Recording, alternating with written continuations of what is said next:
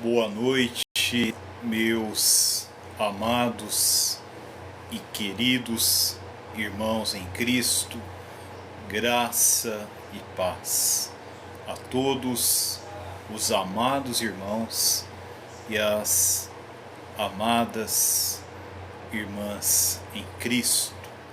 Nesta noite, o Senhor nos concede mais um tempo, mais um período para podermos ter comunhão na Palavra de Deus, podermos estudar a Palavra de Deus, podermos compartilhar algo mais sobre a Palavra do Senhor. Louvado seja o Senhor. Bendito seja o nosso Deus e Pai. Nós iremos dar continuidade ao tema geral, perder a vida da alma. Hoje nós chegamos à mensagem 46, a parte 46 deste tema geral. Hoje o subtítulo, a mensagem do tema geral tem o subtítulo Preparado para toda obra. Nós estamos em 2 Timóteo capítulo 2, dos versículos 14 ao 16. Nós fomos até o versículo 21 e hoje nós iremos do 21 ao 26, pela graça do nosso Senhor, pela misericórdia do nosso Senhor e Salvador Jesus Cristo. E nós vamos dar continuidade hoje. Nós falamos sobre apartar-se da injustiça, todo aquele que professa, que invoca o nome do Senhor. Ontem nós falamos sobre purificar-se dos vasos da desonra e hoje iremos falar sobre preparado para toda boa obra. Todas estas coisas estão conectadas, elas têm relação umas com as outras, elas dependem umas das outras. Na realidade, é um único assunto. Quando você se aparta da justiça, automaticamente você se purifica dos vasos da desonra e também se tornará útil para toda boa obra. Amados irmãos, eu quero pedir para vocês que entraram, curtam esta live, compartilhem esta live. Você que é inscrito no canal, que acompanha essa série conosco, curta esta live agora e compartilhe o link desta live em várias redes sociais. Você que está entrando pela primeira vez ou já entrou algumas vezes, se inscreva no canal. Você que ainda não é inscrito, se inscreva no canal, retornando ao princípio. Curta esta live e compartilhe nas redes sociais. Todos nós curtindo, compartilhando, envie nas mensagens privadas, nos canais de comunicação, onde você pode enviar mensagens. Envie esta mensagem para até 5 pessoas nas mensagens de envio privado. Que o Senhor nos dirija nesta noite, dirija cada irmão e irmã. Por que isso é importante?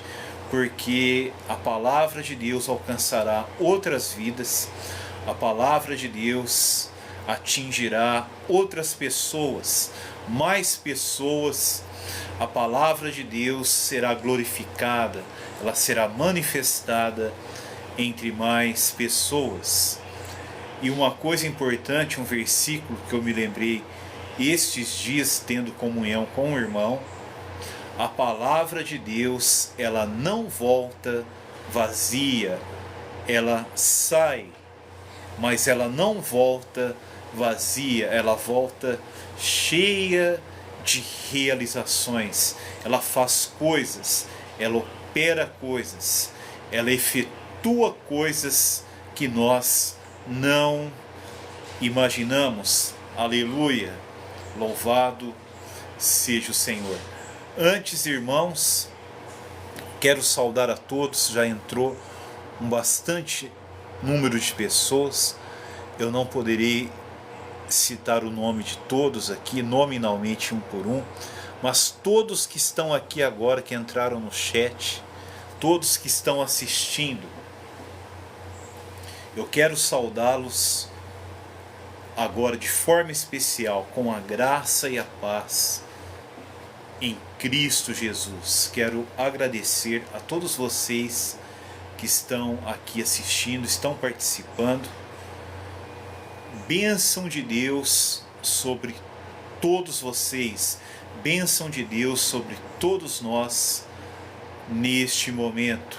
Eu amo todos vocês em Cristo, no amor que há em Cristo Jesus. Aleluia! Vamos orar, irmãos, vamos orar juntos agora.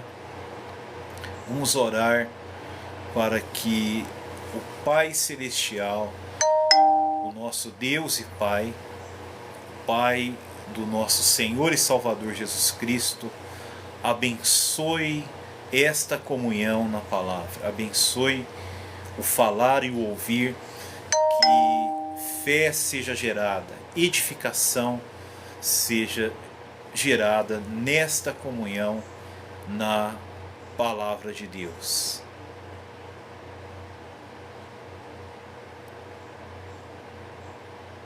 Pai Celestial, te damos graças, ó Pai, por mais um momento em que podemos ter comunhão na Tua Palavra, que podemos falar a Tua Palavra, podemos ouvir a Tua Palavra, podemos orar a Tua Palavra, podemos reagir com fé à Tua Palavra, podemos proclamar, profetizar com fé a Tua Palavra, para que haja salvação, para que haja santificação, para que haja edificação, cura, libertação, para que Cristo se torne mais conhecido a cada um de nós.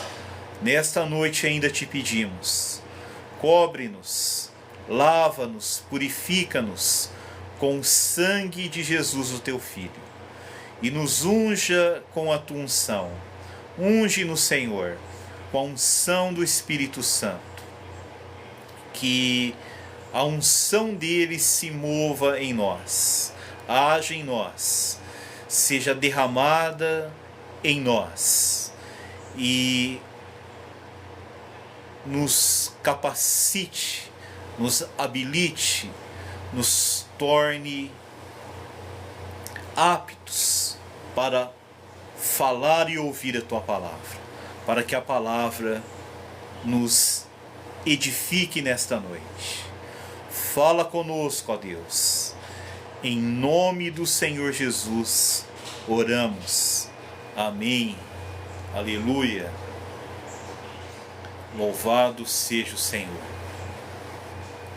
Bendito seja o nosso Senhor e Salvador Jesus Cristo.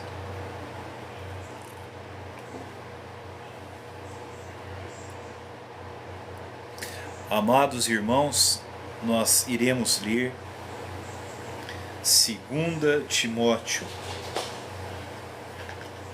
versículo 21. Assim, pois, se alguém a si mesmo se purificar destes, será utensílio para a honra, santificado e útil ao seu possuidor, estando preparado para toda boa obra. Aqui a palavra nos diz que nós precisamos, e diz se alguém, esse alguém inclui todos nós. Assim, pois, se alguém a si mesmo se purificar destes erros. Nós falamos nas duas mensagens anteriores que no original não existe esta expressão se purificar destes erros, mas fala sobre se purificar destes. Então, se purificar destes vasos de desonra, dos vasos de madeira e barro que são mencionados no versículo 1. Assim, pois, se alguém a si mesmo se purificar destes, se nós nos purificarmos destes vasos de desonra, os vasos de madeira e de barro, nós vimos os vasos de ouro, os vasos de prata, são os filhos de Deus. A prata representa a redenção de Cristo, o ouro representa a natureza divina. Então, os vasos de ouro e de prata significam os filhos de Deus que foram redimidos pelo sangue de Cristo e foram regenerados pelo Espírito Santo. Uma nova vida, uma nova natureza foram gerados dentro deles. A natureza divina está neles, a partir do Espírito regenerado. Eles foram regenerados, receberam um novo Espírito com uma nova vida, uma nova natureza. E agora eles podem ser participantes da natureza divina. Isso é o vaso de ouro, e de prata. O ouro representa a natureza divina, a prata, a redenção pelo sangue de Cristo. E os vasos de madeira e de barro representam pessoas naturais, pessoas anímicas, pessoas egocêntricas da alma. Vasos de madeira e de barro, pessoas ainda terrenas, pessoas que não nasceram do alto. Eles não têm ainda a nova vida, eles não têm a nova natureza, eles não têm algo do céu na vida deles. A vida celestial não entrou neles, não faz parte deles, porque eles ainda não creram no Senhor Jesus, eles ainda não foram vivificados pelo Espírito de Deus, pela palavra de Deus, por ouvirem o Evangelho. Eles não foram conduzidos ainda ao arrependimento. Eles, pela graça de Deus, mediante a graça de Deus, eles ainda não creram, não exerceram fé naquele que morreu e ressuscitou.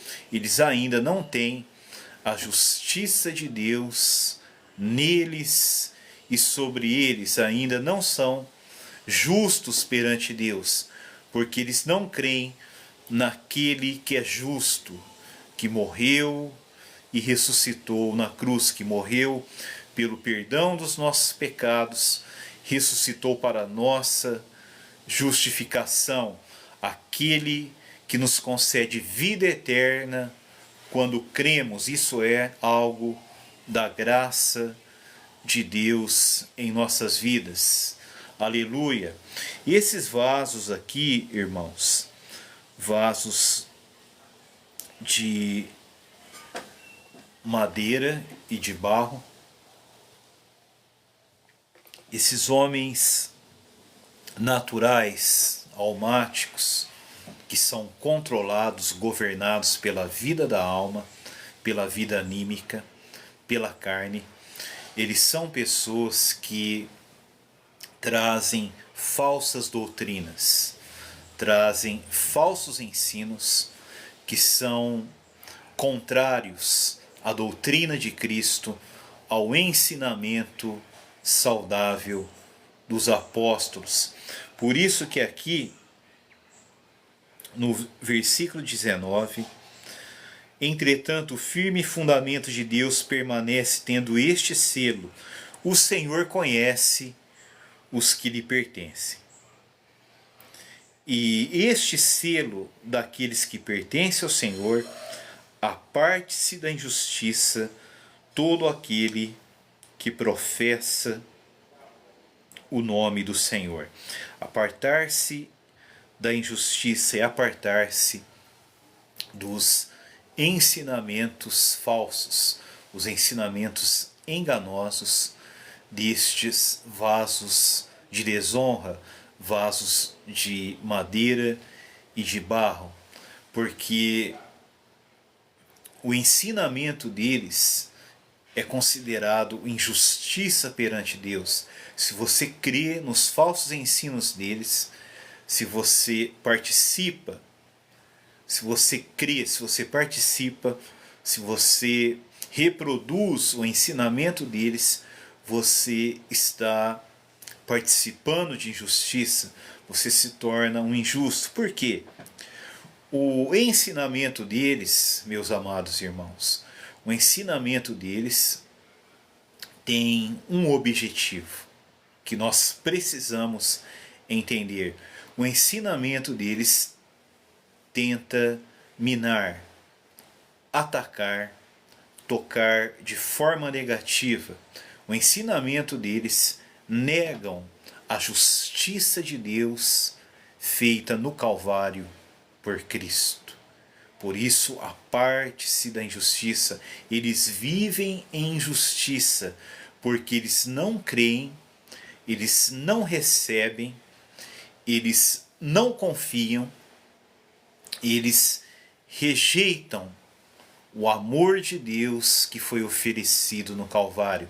Eles rejeitam o amor da verdade para poderem ser salvos. Isso nós podemos ver em 2 aos Tessalonicenses, capítulo 2. É um capítulo onde nós podemos compreender porque há tantas seitas, há tantas heresias, há tantos falsos ensinos, tantos falsos mestres, tantos falsos profetas, falsos ministérios que formam falsas igrejas, que produzem falsos crentes. Quem crê no ensino falso, ele se torna um falso crente. Então aqui aparte-se da injustiça, porque o ensinamento deles nega a justiça de Deus que foi feita por meio de Cristo na cruz do Calvário.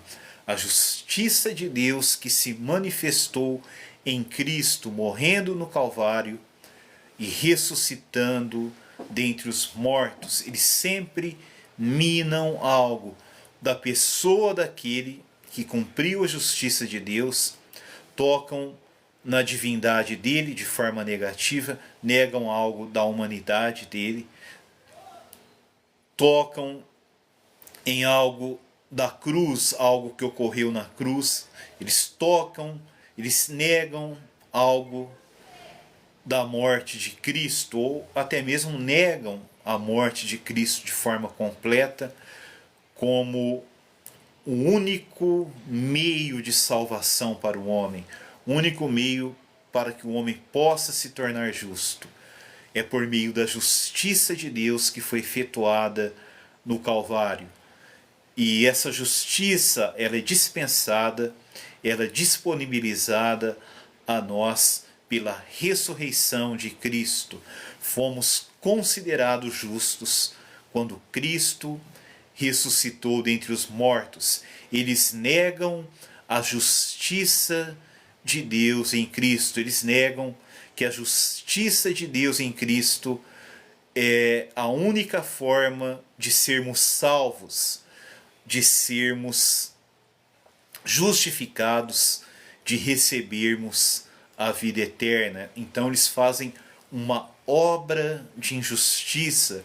O ensinamento deles produz injustiça, é considerado injustiça porque nega a justiça de Deus em Cristo, que pode salvar o homem, pode redimir o homem, pode reconciliar o homem com Deus, pode justificar, fazer o homem justo perante Deus, pela graça de Deus, mediante a fé em Cristo, mediante a fé em Jesus Cristo, aquele que morreu pelos nossos pecados e ressuscitou para a nossa justificação. Na ressurreição de Cristo, nós nos tornamos justos. E isso se torna real para nós quando ouvimos o Evangelho da nossa salvação. E o Espírito Santo gera fé em nosso coração. Isso é executado em nossa vida, é aplicado em nossa vida, se torna real em nossa vida quando cremos no Senhor Jesus, quando cremos no nome do Senhor Jesus, quando cremos na obra dele, quando cremos que ele morreu, que ele derramou o sangue dele por nós e ressuscitou para a nossa justificação. A ressurreição de Cristo também dispensa vida eterna. Recebemos vida eterna quando cremos no Filho de Deus que ressuscitou dentre os mortos. Aleluia, louvado seja o Senhor. Como o Filho de Deus, ele ressuscitou dentre os mortos. Como homem, como filho do homem, ele foi ressuscitado por Deus dentre os mortos. Há essa pequena diferença, mas são coisas que são importantes nós discernirmos. Aleluia, louvado seja o Senhor. Então, esses vasos de desonra, vasos de madeira e de barro, são homens naturais, homens anímicos, homens almáticos, que desviam pessoas da verdade e que causam divisões. Eles são governados, controlados, dominados totalmente pela vida da alma, pelo ego, e eles não são regenerados, eles não têm a vida divina. Então a palavra fala: aparte-se da injustiça todo aquele que professa, que confessa, que declara, que invoca o nome do Senhor Jesus. Aleluia! Todo aquele que invoca o nome do justo que morreu na cruz por nós, que ressuscitou para a nossa justificação, para nos fazer justos. 2 Coríntios 5 fala que nós fomos feitos por meio da morte dele, por meio dele nos reconciliar com Deus, nós nos tornamos a justiça de Deus em Cristo. Os muitos membros da igreja, os muitos membros do corpo de Cristo, os muitos cidadãos do reino de Deus são a justiça de Deus em Cristo, são a manifestação da justiça de Deus em Cristo. Eles são uma expressão, uma exibição da justiça de Deus em todo o universo, porque pecadores caídos, condenados, considerados injustos, pecadores, caídos e condenados eternamente, são feitos justos pela obra de Cristo e se tornam justos na prática, crendo no Senhor Jesus. Aleluia! Aqueles que invocam o justo, que nos fez justos, pela fé na obra de Deus, devemos nos apartar da injustiça, nos apartar destes ensinamentos que negam a obra perfeita de Cristo no Calvário. Assim, pois, se alguém a si mesmo se purificar destes, nós devemos nos purificar destes vasos da desonra. Como que nós nos purificamos? Primeiro, nos apartando deles, nos separando deles, nos santificando, nos afastando deles e também lançando fora, aos poucos, ao ouvir a palavra de Deus, nós iremos ser purificados deles, não somente da pessoa deles, mas do ensino deles, seremos purificados. Por isso precisamos nos purificar destes vasos, porque são vasos que trazem ensinamentos que negam a obra perfeita de Cristo. Assim, pois, se alguém a si mesmo se purificar destes, será utensílio para a honra, será vaso para a honra, santificado e útil ao seu possuidor. Santificado significa separado e se tornará útil, ele poderá ser usado ao seu possuidor. O nosso possuidor é Deus. Deus possui os seus vasos de honra, que são os vasos de ouro e de prata, mas muitas vezes os vasos de ouro e de prata podem ser contaminados pelos vasos da desonra. Podem receber algo destes vasos de madeira e de barro dessas pessoas naturais e terrenas. Algo do ensino deles pode entrar neste vaso de honra, pode entrar nos vasos de ouro e de prata e trazer alguma contaminação, trazer dúvidas, trazer ideias erradas. O ensinamento saudável, além de trazer salvação por meio do Evangelho, o ensinamento saudável alimenta as nossas almas, edifica as nossas almas. O ensinamento saudável também cura as nossas almas. Mas o ensinamento diferente, a outra doutrina, o ensinamento que não é saudável destes vasos de desonra, destes homens anímicos e terrenos, homens egocêntricos e carnais, que promovem escândalos e divisões em desacordo com a sã doutrina, eles irá contaminar os vasos de ouro e de prata. Por isso precisamos nos purificar destes vasos, nos purificar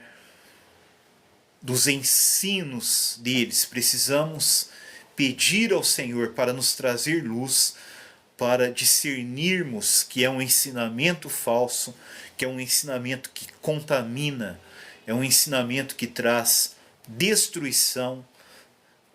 Em 2 Pedro, capítulo 2, no versículo 1, o apóstolo Pedro ele diz: heresias de destruição, heresias de perdição, são heresias que trazem destruição e perdição.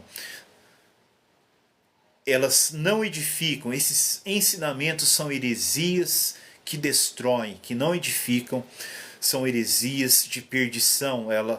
São ensinamentos que não salvam, mas levam os homens à perdição e à ruína.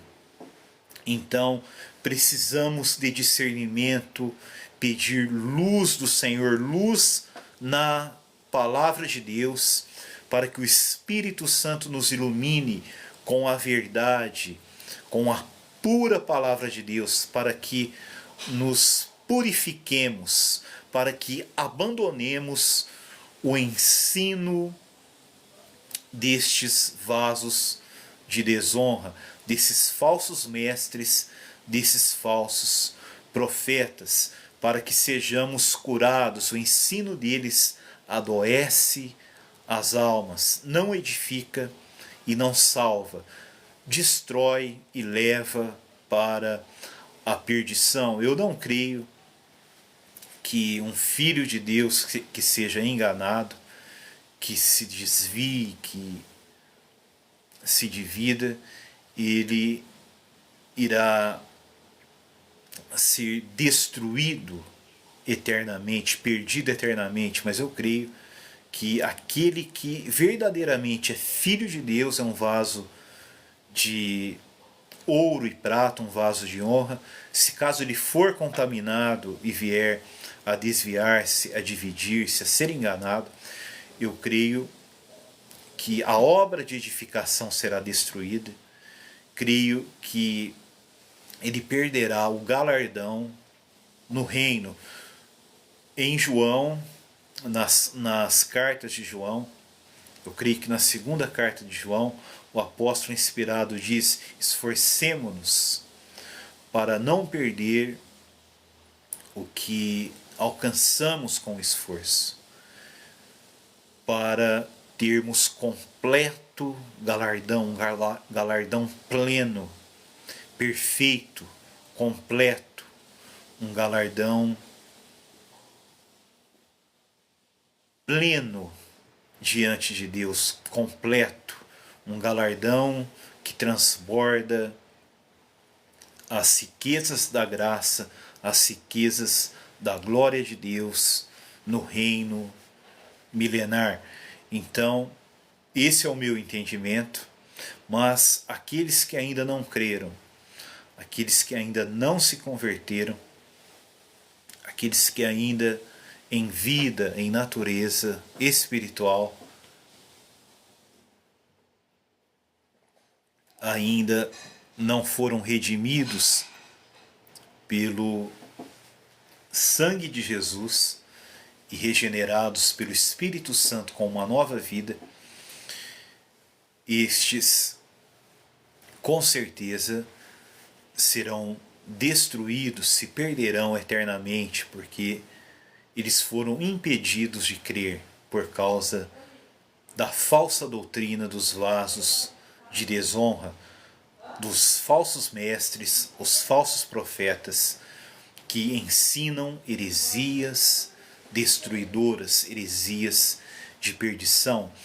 João, ele chama esses falsos mestres e falsos profetas de anticristos. Muitos anticristos têm saído pelo mundo afora.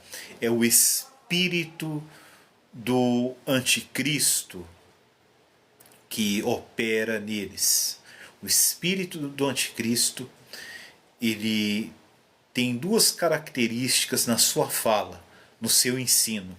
Ele nega quem Deus é, ele nega o que Deus fez, ele nega que Deus é eterno, ele nega que Deus é triuno, que Deus é o Pai, o Filho e o Espírito.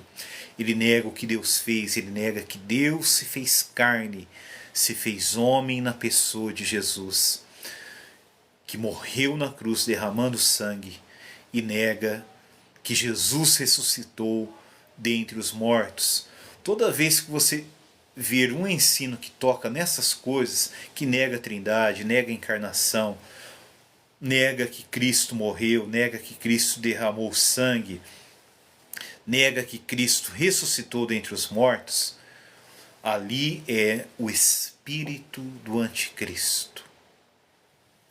Porque se as pessoas não crerem nestes fundamentos, elas não poderão ser salvas, nunca serão salvas, nunca serão justificadas, nunca serão levadas genuinamente ao arrependimento para a vida, nunca receberão vida eterna hoje pela fé, porque nega os fundamentos da nossa redenção, da nossa reconciliação com Deus, da nossa salvação, da nossa justificação. Ficamos sem os elementos fundamentais, essenciais e cruciais para a nossa salvação, para podermos ser salvos pela graça de Deus mediante a fé. Prestem muita atenção, irmãos. Há muitos ensinos errados, há muitos ensinos destruidores que levam os homens à perdição. Paulo chama isso também de um mistério da iniquidade. O espírito do anticristo também é chamado de um mistério da iniquidade, o espírito da iniquidade, o espírito que é o mesmo espírito do anticristo. O anticristo também é chamado por Paulo o homem da iniquidade, que significa o homem sem lei, o homem que nega a palavra de Deus, que nega a verdade da palavra de Deus, que nega os fundamentos da fé.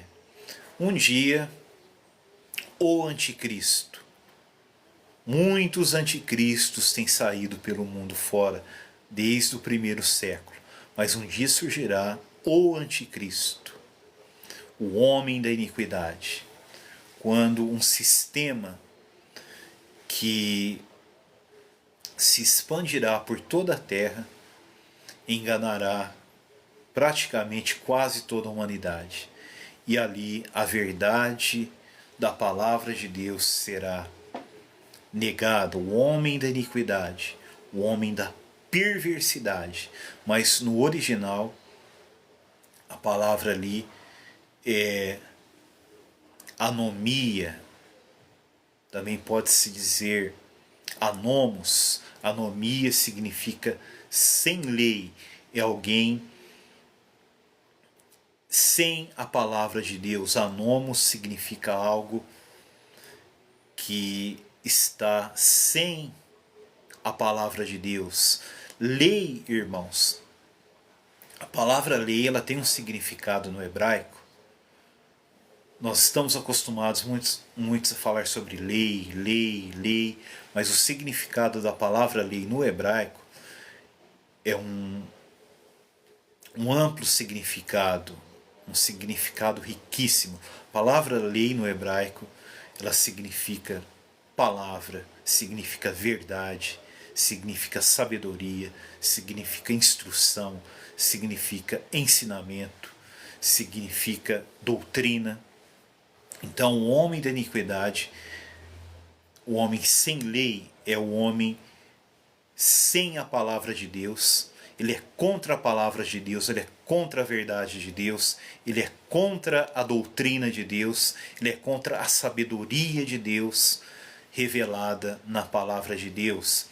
Ele também pode ser descrito como o homem da mentira, porque ele negará a verdade que é a palavra de Deus. Por isso é o homem da iniquidade, da perversidade, porque ele negará completamente a palavra de Deus, negará completamente o Novo Testamento, principalmente, as verdades, as realidades relacionadas a Cristo, a obra de Cristo, relacionadas à Igreja de Deus. É iniquidade, é perversidade, mas a raiz é porque é um homem que vai retirar a verdade, ele irá introduzir a mentira, ele irá introduzir a injustiça na terra, porque ele negará toda a verdade, toda a realidade revelada na palavra de Deus. Ele negará todas as verdades, todas as realidades a respeito do nosso Senhor e Salvador Jesus Cristo. Será o tempo da iniquidade, o tempo da perversidade, o tempo da mentira.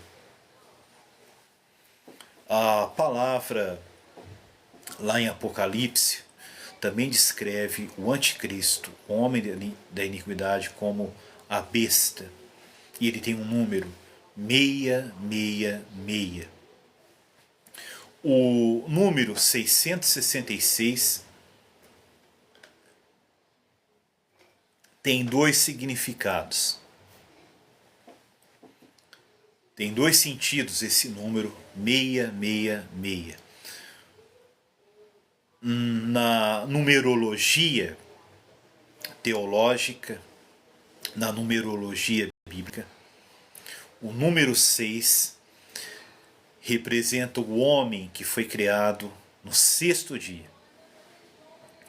Então, 6 mais 6 mais 6, 666, 666, representa o homem criado no sexto dia. Número 6 representa o homem que foi criado ao sexto dia. Então, o número da besta é 666, representa o homem, mais o homem e mais o homem. Significa homem, homem e homem. Significa um tempo de humanidade em excesso, humanismo em excesso. O homem será o centro, o homem será adorado, o homem será reverenciado, o homem será entronizado. Este homem da iniquidade fazerá essa obra. O nome de Deus, a palavra de Deus, a verdade de Deus serão rejeitados. 666 significa a humanidade vivida em demasia, a humanidade exaltada de forma extrema. É um humanismo extremo que nega a verdade de Deus. O homem é o tempo que o homem será exaltado ao extremo. Esse é um dos significados espirituais do número 666. Ali o homem vai se considerar o máximo do universo. O homem criado no sexto dia, segundo a imagem e semelhança de Deus, mas que caiu no pecado, será o tempo em que a humanidade será vivida nos seus extremos, em pleno excesso. Será um excesso de humanidade, uma humanidade que irá rejeitar a Deus, que irá afrontar a Deus da forma mais perversa, irá negar a realidade de Deus. O homem estará no trono ali, é um sistema maligno onde o homem será glorificado. Por isso é o número 666. O homem da iniquidade, o homem da mentira. Alguns estudiosos da numerologia bíblica hebraica, eles afirmam que na numerologia bíblica do hebraico, esse número 666, na numerologia bíblica, no estudo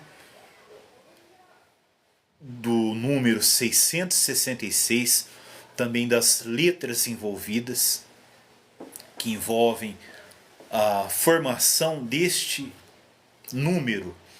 Alguns estudiosos descobriram que a palavra, o número 666, no final, eles chegaram a um significado.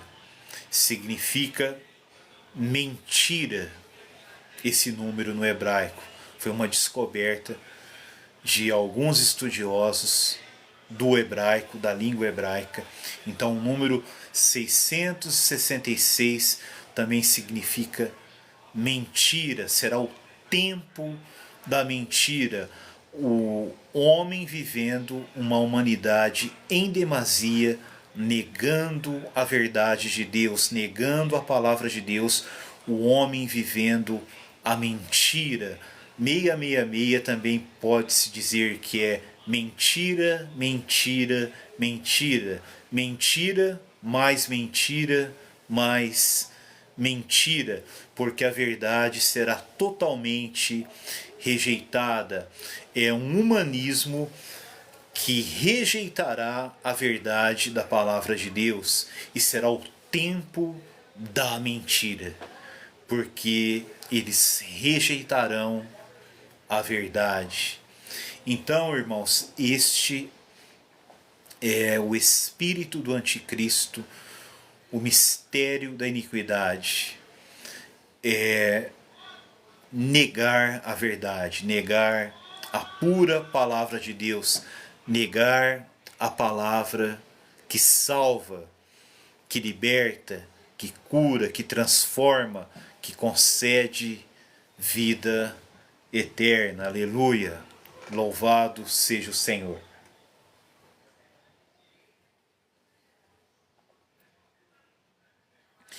Então aqui o Espírito Santo vai nos mostrar, através de Paulo, se nós nos purificarmos desses vasos que trazem a mentira,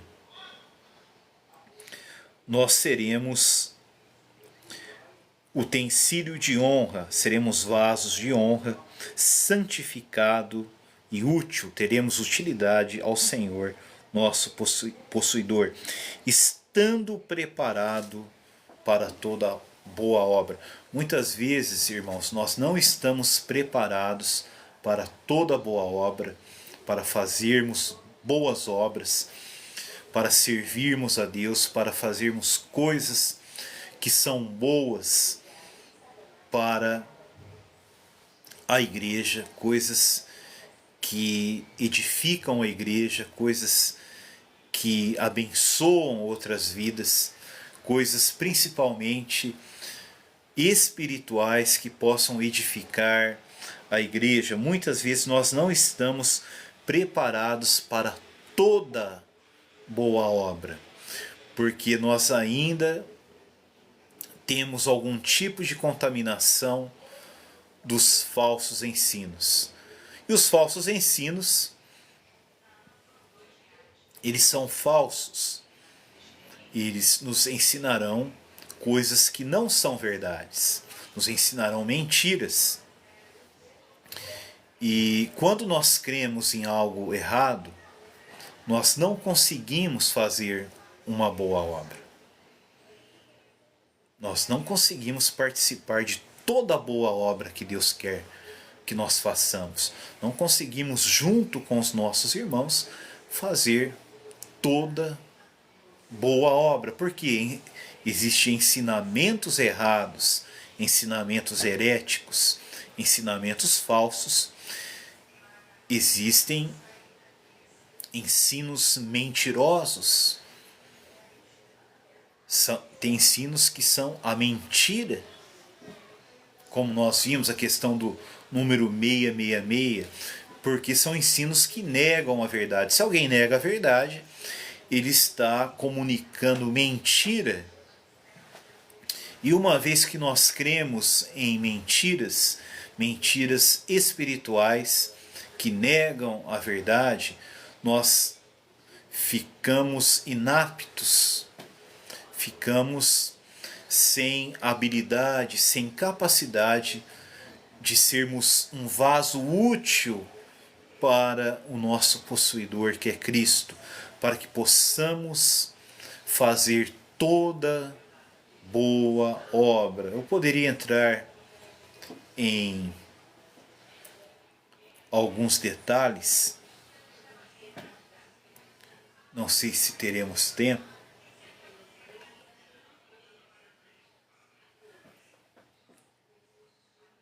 Por exemplo, um ensinamento prático que a gente ouve. A gente ouve muito às vezes não se fala publicamente, as pessoas não gravam isso, né? Às vezes nós ouvimos desses falsos mestres, eles gostam de fazer acepção de pessoas. Eles falam que tem pessoas que são merecedoras, outras não. Tem pessoas que merecem a nossa ajuda, tem pessoas que merecem a nossa oração, tem outras que não merecem a nossa ajuda, não são dignas da nossa oração, não são dignas de nada. Eles são almáticos sem espírito, eles vêm para dividir, causar divisões. Então, por exemplo, se você recebe um ensinamento desse, você vai deixar de orar por algumas pessoas, você deixará de dar atenção para algumas pessoas, você deixará de ensinar algumas pessoas, você desistirá de algumas pessoas. Às vezes a pessoa precisa de uma ajuda prática, financeira. Muitas vezes nós não iremos ajudar, achamos que aquela pessoa é indigna, porque os falsos mestres, eles falam que uns são dignos, outros são indignos, eles vêm para dividir a igreja, para trazer divisões. Eles ensinam que só porque um problema relativamente não é tão grave, nós não precisamos cuidar de determinado irmão, mas isso é uma coisa relativa. Tem um problema que um irmão tem, que eu também tenho, por exemplo, eu tenho estrutura para suportar. É como uma pessoa, ele tem estrutura para pegar um saco de 20 quilos, tem pessoas que não têm estrutura para pegar um saco de 20 quilos. Estrutura, algum problema na coluna, às vezes a musculatura está fraca, então ele precisará de ajuda. Às vezes ele até é corpulento, mas por um problema na coluna, pelos músculos não estarem fortes, exercitados, enfraquecidos, ele pode não suportar carregar um saco de 20 quilos, ele precisará de ajuda. Uma outra pessoa terá que pegar o saco de 20 quilos, por exemplo, um saco de cimento, terá que ajudá-lo. Tem pessoa que vai jogar nas costas e levará tranquilamente, não sentirá dor, ele tem estrutura. Então tem irmãos que atualmente eles estão sem estrutura espiritual e emocional, então tem problemas que é um peso muito grande, nós não podemos abandoná-los. Tem algumas pessoas que ensinam isso. Se o problema é pequeno, nem precisa abrir para os irmãos, não precisa pedir ajuda, a pessoa tem que se virar sozinha, mas são ensinamentos falsos, irmãos. Isso daí. Se a pessoa em um determinado problema aparentemente, relativamente pequeno, ele pede ajuda porque ele está sem estrutura espiritual, emocional para suportar aquele problema. Então ele precisa de ajuda, ele precisa ser ouvido, precisa ser apacentado, pastoreado, aconselhado, precisa de oração, de intercessão, precisamos acompanhá-lo no problema dele. Tem irmãos que passam pelo mesmo problema, eles têm estrutura espiritual e física para suportar, eles irão orar em secreto com o Senhor. Aqueles que estão sem estrutura para aquele determinado tipo de problema, eles precisam abrir, chamar mais um irmão, pelo menos ter comunhão, orar juntos. Então, irmãos, muitas vezes nós não estamos preparados para toda boa obra porque aceitamos esse tipo de ensino. Ah, eu nem vou orar por aquele irmão porque aquilo não é nada. Mas se o irmão está sofrendo, se aquilo está atingindo a vida espiritual dele, se aquilo está afetando a fé dele, ele precisa de cuidado, ser ajudado, precisa de oração, precisa de um companheiro espiritual, precisa de comunhão, precisa ser ouvido. Tem pessoas que ensinam isso no Brasil. É um ensinamento, eu chamo isso de espiritualidade desumanizada. Não se preocupa com as dores dos irmãos, com os problemas dos irmãos, com as dificuldades espirituais, emocionais. Tem uns que não se preocupam não nem pelas necessidades materiais de irmãos que estão necessitados. O próprio apóstolo João falou que isso é não amar o próximo, é não amar os irmãos. Os falsos mestres também, irmãos, às vezes eles pregam um humanismo, um super-humanismo, mas para te levar ao pecado, a amar o mundo, a ser egoísta, né? A cair em pecado. Mas também todo erro tem sua contradição, compartilhei isso. Todo engano, todo ensino enganoso, ele tem a sua contradição. Por outro lado, esses falsos mestres, eles são hipócritas, todos eles são hipócritas, são demagogos. Por outro lado, eles são desumanos. Por um lado, eles se fingem humanos, eles querem fazer que nós afrouxemos as rédeas e nos tornemos abertos, liberais a coisas carnais, egoístas, mundanas, pecaminosas, a coisas heréticas. Mas os falsos profetas sempre entram em contradição. Geralmente eles são desumanos. Eles não se preocupam com as dores dos irmãos, eles não se preocupam com os sofrimentos dos irmãos, não se preocupam com os enfermos, não se preocupam com os idosos, não se preocupam com aqueles que sofrem, não se preocupam com aqueles que estão passando por dores profundas. Falso profeta, ele é desumano, ele sempre será desumano. É uma espiritualidade desumanizada. Não se preocupa com aqueles que passam por dificuldades financeiras, porque eles são movidos pela ganância, pelo lucro. Eles querem dinheiro para eles, para satisfazer as necessidades deles. Paulo, em Filipenses 3, ele considera eles como inimigos da cruz de Cristo. Eles só pensam no seu próprio ventre, só pensam em satisfazer a si mesmos, só pensam em satisfazer os seus interesses. Eles são amantes do próprio ventre, eles só fazem a vontade deles, eles fazem tudo para o cumprimento da vontade deles.